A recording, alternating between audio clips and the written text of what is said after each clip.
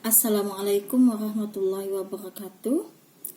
Hari ini kita akan melanjutkan materi selanjutnya, yaitu penggunaan turunan fungsi. Kalau kemarin kita membahas tentang operasi pengerjaan, bagaimana cara menurunkan sebuah fungsi. Nah, kali ini kita akan membahas tentang penggunaannya.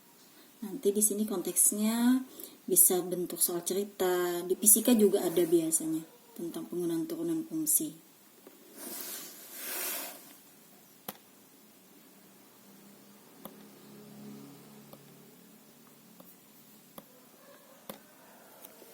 Yang pertama adalah Ibu langsung membahas ke materi ya.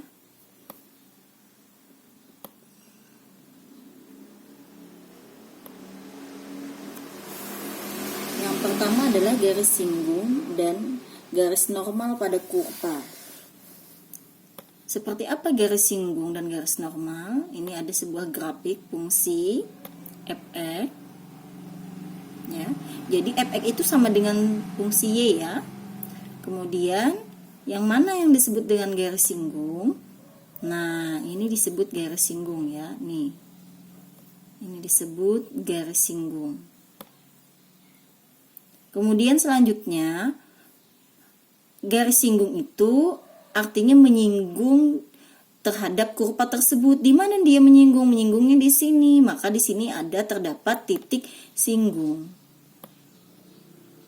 Itu ciri khas garis singgung. Kemudian, apa yang dimaksud dengan garis normal itu seperti apa? Nah, di sini ada garis singgung, titik singgung. Nah, garis normal itu mengenai titik singgung, ya.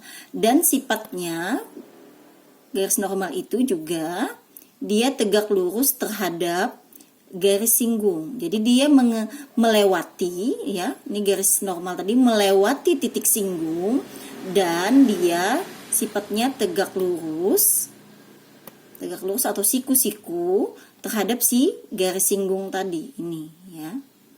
Itu membedakan antara garis normal dan garis singgung. Selanjutnya, cara mencari gradien jika diketahui fungsi f. Langkahnya, yang pertama adalah ada sebuah fungsi, kemudian setelah sudah dapat fungsinya, kita cari turunan pertamanya, ya. Sudah ada fungsi, kemudian kita cari turunan pertamanya. Kemudian lagi substitusi nilai x-nya. Kalau nilai x-nya misalnya 5, masukkan ke dalam fungsi turunan tadi, diganti x-nya dengan 5 misalkan. Makanya ini misalkan A. A ini sebagai konstanta nanti. Baru nanti dapatlah si gradiennya. Itu cara mencari gradien. Gradien itu nama sederhananya adalah kemiringan. Jadi sesuatu yang bersifat miring. Contohnya misalnya atap rumah, ya. Atap rumah itu bentuknya ada yang miring. Nah, miringnya itu berarti ada gradiennya. Sama seperti gunung. Jadi kalau pembahasan dia geografi juga ada gradien.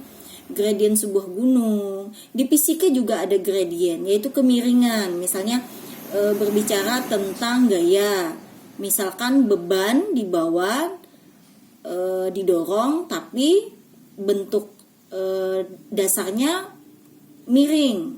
Apakah berpengaruh dengan gradien itu berpengaruh dengan kecepatan, ya. Jadi kalau di fisika juga dibahas ada, ya.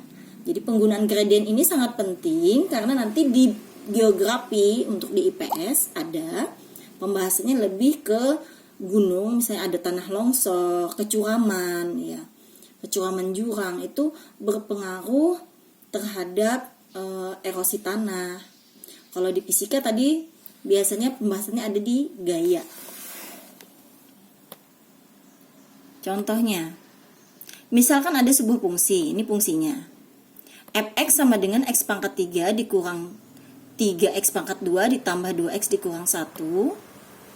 Kemudian kita turunkan sehingga menghasilkan Ya, cara menurunkannya, f aksen X sama dengan, ya, ini ada 1 ya, 1 dikali 3, 3, X, pangkatnya dikurangkan 1 sehingga jadi 2.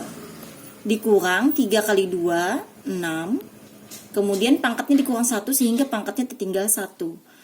Plus 2X diturunkan menjadi 2. Sedangkan konstanta atau min 1 ini menjadi 0. Sehingga bentuknya seperti ini turunannya. Kalau sudah, misalnya diketahui X-nya sama dengan 3, maka kita ganti X tadi dengan 3. F aksen 3 sama dengan X-nya lagi diganti 3 dikali 3 pangkat 2 dikurang 6 kali X-nya ganti 3, berarti 6 kali 3 ditambah 2. Sehingga menghasilkan gradiennya yaitu bernilai 11. Jadi untuk fungsi di sini gradiennya bernilai 11.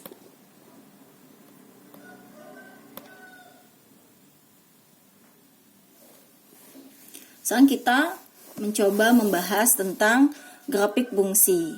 Fx sama dengan min 4x pangkat 2 dikurang 3x ditambah 1 melalui titik A, yaitu titiknya 2, min 21. Jadi titik ini dilewati oleh si grafik ini. Atau titik ini berada pada grafik ini. Kemudian tentukan A, gradien garis singgung fungsi f di titik A. Pertanyaannya adalah gradiennya. Ya, gradiennya berarti cara mencari tadi seperti yang tadi ya.